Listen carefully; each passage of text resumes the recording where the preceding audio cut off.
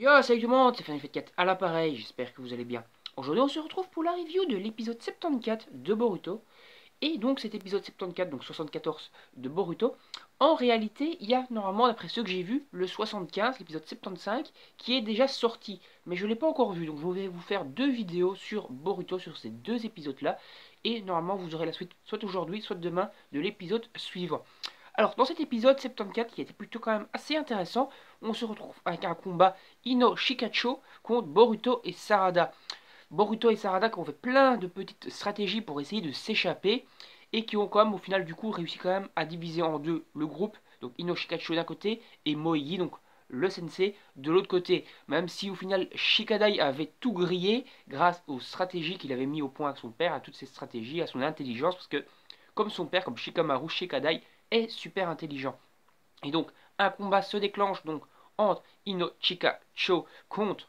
Boruto et Sarada, mais grâce à toutes les stratégies de Shikadai, au final, ils parviennent à gagner relativement facilement contre Boruto et Sarada, même s'il y avait d'abord eu un premier affrontement, là où Moegi était encore avec eux. Moegi s'était battu contre Sarada, Sarada qui pensait avoir l'avantage grâce à son euh, à son Sharingan, voilà, je fais un trou de mémoire, mais au final non, parce que Moegi lui dit je suis quand même une ninja supérieure, tu as beau avoir des yeux exceptionnels, moi j'ai quand même l'avantage sur toi. Donc elle a quand même réussi à peu près à gagner, et donc Boruto lui avait fait une petite stratégie aussi pour s'échapper, c'est-à-dire qu'il était piégé, il allait se faire enlever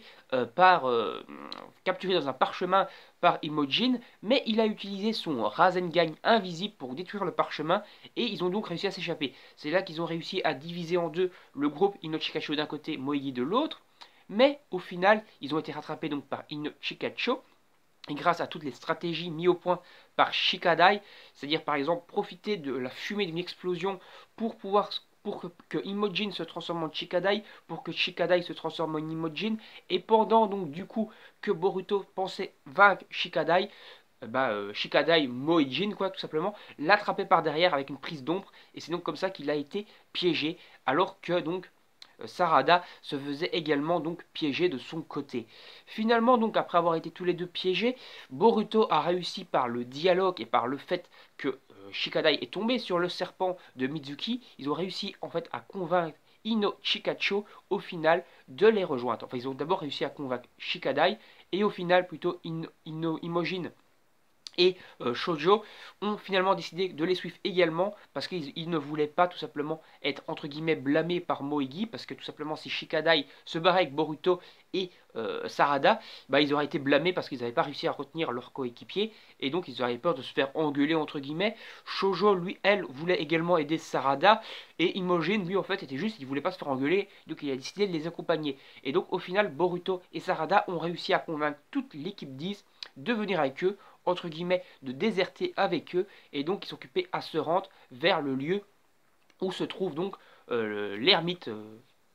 Rikuji ou un truc comme ça, un ermite serpent d'après ce qu'on a compris, qui va donc normalement pouvoir lire dans les pensées du serpent de Mizuki pour pouvoir vraiment savoir si Mizuki est coupable de la désertation ou s'il a été entre guillemets un peu forcé de déserter. De l'autre côté, Moegi, elle, a été retenue par ce qui semble être Shuegetsu, donc le bras droit d'Orochimaru,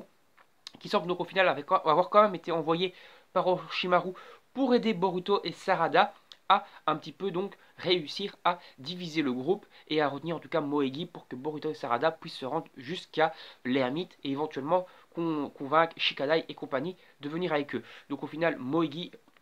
a été donc bloqué par donc Shuegetsu et lorsqu'elle s'est rendue sur place où il y a eu le combat Inoshikacho vs Boruto et Sarada, elle a simplement trouvé une lettre qui indiquait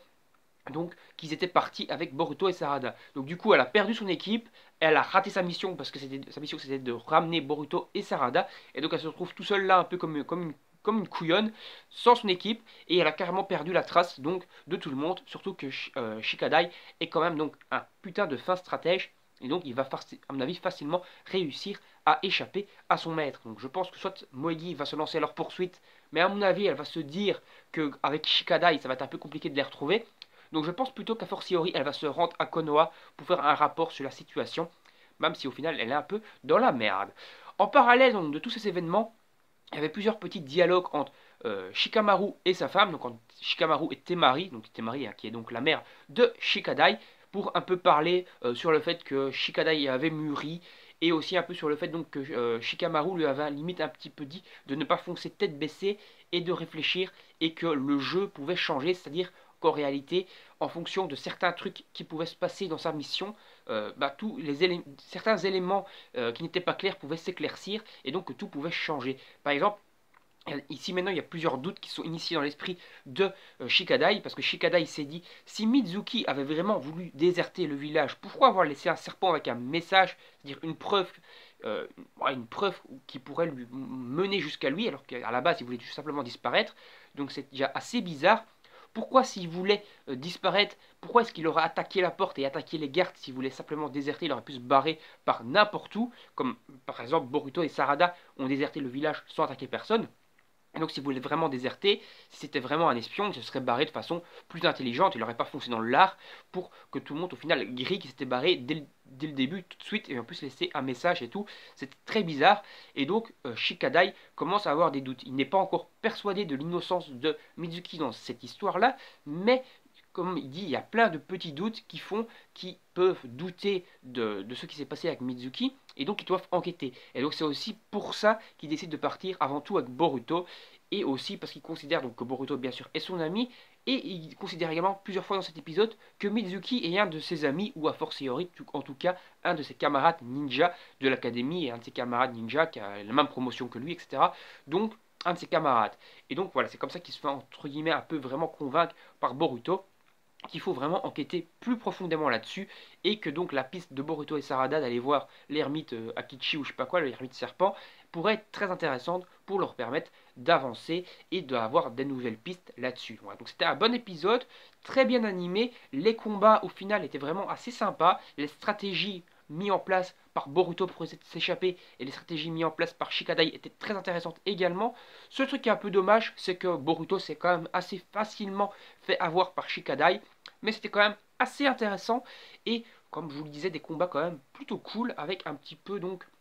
de stratégie qui était assez intéressante. Le combat très léger, très rapide entre Moegi et Shuegetsu était aussi assez intéressant, avec pas mal de techniques Suiton qui étaient lancées, même si on voyait quand même pendant le combat que Shuegetsu avait largement l'avantage, et que s'il aurait continué le combat, qu'il ne se serait pas au final barré après l'avoir retenu, il aurait à mon avis facilement pu vaincre Moegi. Donc si jamais ils auraient vraiment été ennemis mortels, Shuegetsu aurait certainement tué Moegi. Voilà.